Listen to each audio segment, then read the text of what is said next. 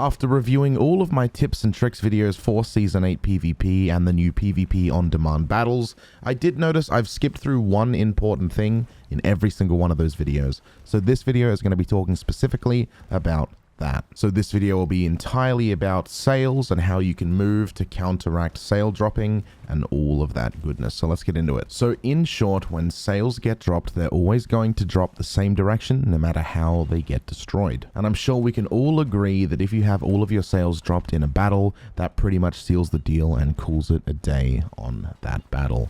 Not all the time, but most of the time anyway. And even if you don't sink, of course, you're going to be in a real rough position that's going to waste a ton of supplies. So the only way to really counteract this is by suppressing fire on the enemy boat. And that can only be done one of two ways. One, hitting them with cannons, or two, hitting them with the nuttiest sniper shots you can think of. Of course, in this video, we're going to be assuming you're going to use cannons, so without further ado, we're going to talk about the sloop. So the sloop sail will always drop on the right-hand side, meaning if you were to get into a turn when starting a battle, you're going to want to run an anti-clockwise fashion. That way, when the sail drops, it does not get in the way of your cannon shots. However, that's not quite essential considering the sloop sail size is the smallest and does not affect your cannon range at all. Sure, it could affect what you see, but it won't affect your shots overall. With the brig, it's just a little bit different. So the front sail will drop to the left-hand side, which provides absolutely zero hindrance whatsoever.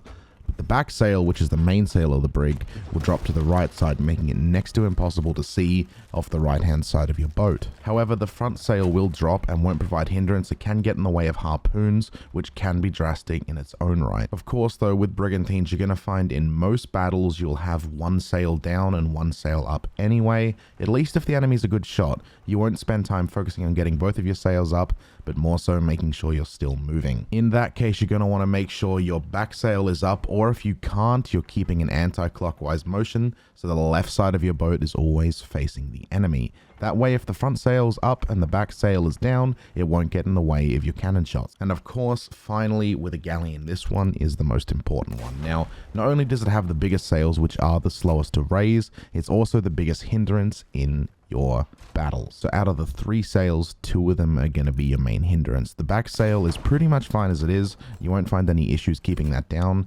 But the pattern for that one is the back will go to the right side, the middle or the main one will go to the left side, and the front will go to the right side. So the mainmast will affect the first 3 cannons, first 3 being from back to the front, while the 4th cannon, which is the cannon at the far front, will not be affected at all and can be used for battles. And on the front mast, it'll completely negate anything with the right harpoon, making it completely useless and slightly affecting the main cannon, which is the end cannon on the right side. So that makes this one different from the other 2 boats, meaning the main way you're going to want to go is in a clockwise motion, keeping the enemy vessel to your right hand side. So again, all in all, now you've got this information, you may be thinking to yourself, why is this useful and how can this affect my battles? When in a scenario where your boat is completely demasted and you're stationary, the main way and probably the only way to suppress fire is to hit them back. And now with this knowledge, you can do that a lot more effectively and you won't find your sails getting in the way of valuable shots, which could lead to you saving a battle and most likely even winning. So with that being said, hopefully you guys enjoyed this video and learned something new.